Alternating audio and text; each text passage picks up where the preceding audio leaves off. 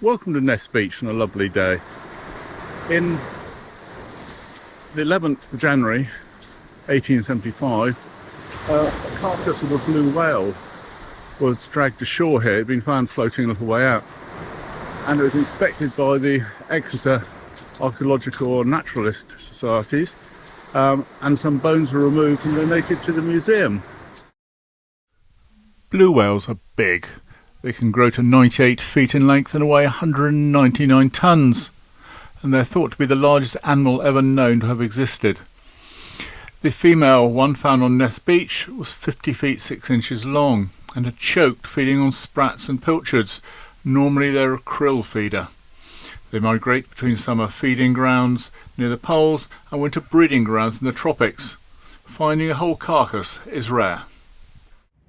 Up here in the Royal Albert Memorial Museum's, what they call the Ark, their store, we've got these bones which are all listed as coming from the whale washed up on Ness Beach or dragged into Ness Beach in 1875 in January.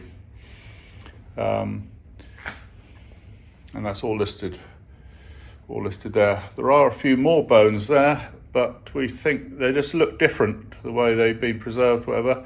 So they may well be from another whale, which is possibly a bear or torridge. In the Exeter collection are these rib bones. There are no catalogue numbers on them, but it's quite possible they came from the Ness Beach whale, as rib bones are listed as donated to the museum. So, the Whalebone arch at Hunter's Lodge in Shaldon, as gateway to their garden there, I suspect that, and I have been told, I think by Richard Ashton, one of the old souls in the village, that it came from the whale washed up in Ness Beach. So that puts it about right, doesn't it? Some ribs and a vertebra from around 1875, mounted at Hunter's Lodge, and long since decayed and gone. But yeah, what happened to Teignmouth whalebones? Let's go and have a look.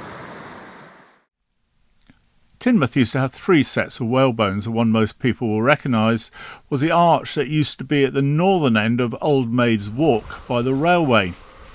You can still see the curve in the wall where they stood. It's believed they were taken down during World War II. At the other end of the walk there was another arch, and finally, close to where the lighthouse stands, another collection of bones. It is thought that all the Teignmouth whalebones were donated by Mr. Pike Ward, founder of the Teignmouth Docks Company, just prior to World War I. Teignmouth whalebones were last spotted many years ago in an allotment here next to the railway, and a few bits rotting away in a council yard. Today, however, Teignmouth historian Viv Wilson says they're buried here under Travis Perkins at Broadmeadow. Perhaps we should ask Teameridge to reinstall some fiberglass ones. Or if you're up near Whitby, visit their whalebones, imported from Alaska in 2003.